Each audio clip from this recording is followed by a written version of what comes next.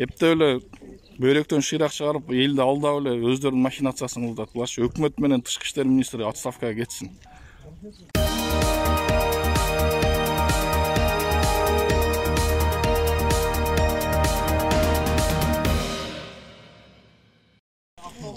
Экинчи май 2020 жыл. Assalamu alaikum. Биздин өкмөттөн эч майнап чыкпады. 16 марттан бери жаткандар уже кайрылуу жасап, фитбол бүттү. Биздин өкмөттө вообще намыс жок экен. Намысты биринчи койбойсуң, элиңер талага таштап коюп ап кеткиле да ап кетебиз дегендей. Ушу колунда бар бизнесмендер жана тралдар барларга кайрылат элек. Ушу бизди ап кеткиле. Өкмөттөн пайда чыкпайт экен. Колуңардан келсе жардам бергиле өзүңөргө. Андан бөлөк эмне дейсиз? Ошол намысты биринчи адамгерчилик биринчи койбойсуңар өкмөттөгүлөр. Улагылай. Өкмөттөр кыргыздар.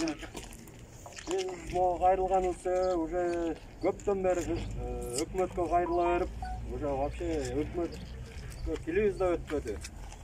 Биздин чечимибиз маяктан кыргыз элине кайрылып көрөлү деген нерсени чыгардык да вообще.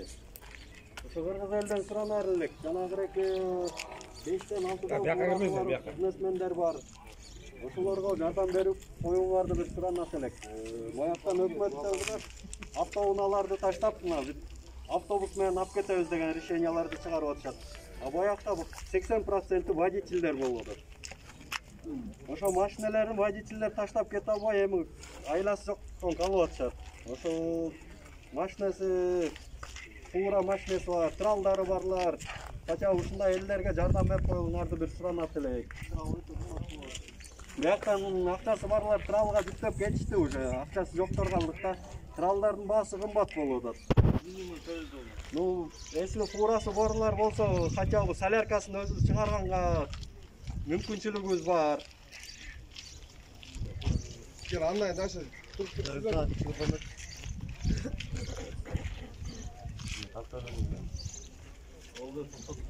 Кыргыздын эр азаматы.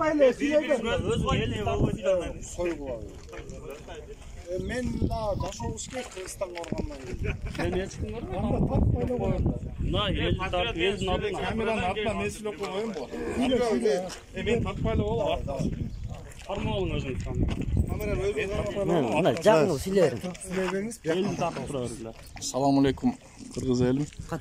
Силерге ушул Солилескиде жаткан кыргыздардын арасынан кайрылып атабыз. Азыр бизге деген ушу автобус жөнөтөбүз дейт. Автобус дегенде бул жерде 80-85% водительдер. Булар жатканына көбүнкү 16 марттан бери жатабыз. Анан ушу кайрылчу нерсе биздин өкмөт менен эле өзүнүн МИДте иштин бардыгы деп атышат. Мына жерде бузулукта 100 машина ашып турат. Аны да биздин посольство чалдырып бул жака өткөзбөйт деп атат. Официально бир дагы Казакстандын сайтында, медиа порталдарында только автобуста өтсүн деген нерсе жок. Аны биздин өзүнүн өкмөт менен МИД эле ойлоп таап атат. Булар азыр ошол мигранттарга бөлүнгөн акчаны автобуска иштетебиз деп атат.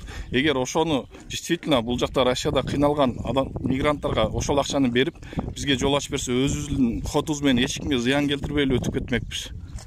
Бул жерде да только МИДтин уже өздөрүнүн махинациясы болуп атат да.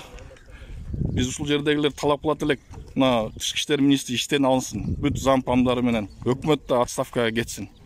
Мындай иштеп, мындай чет жерде жүрүп, биринчи жолу көрүп атам, өзүнүн граждандарын, өзүнүн жарандарын мындай карабай таштап койгондукчу. Тажиктер алып кетти, баардыгы тил тешилип, тажиктер, өзбектер бүт баары алып кетти. Биздикилерге эле баары экен. Кичине ойлонуш керек да. Эптеп эле бул жактан акча жасайбыз деп. Только биздин өкмөттө эле күнөөнүн баардыгы болуп аткан. Границага Казакстанга барсак, эч кандай проблема жок деди. Ошол жерде зам погрансмены чыгып айтты. Машинаңардын списогун, адамдарыңардын списогун МИД менен согласовать эткиле, өтө бергиле деди.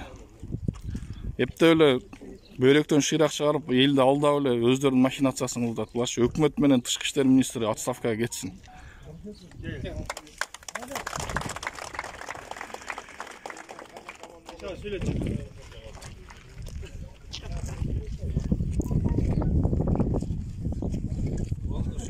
Машиналарда тартып коюн жаткан жерлерин.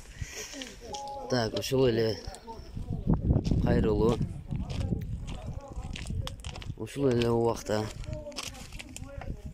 мына биздин жашообуз машиналарда жатмай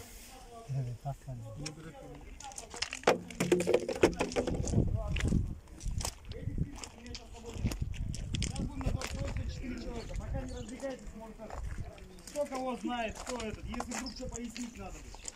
Просто тупо из толпы орать, то, что я, там, не надо. Понятно? Каждый отвечает за себя, либо поясняет то, что да, я знаю его, он находится на адресе. Да, я знаю, он находится в машине. Ясно?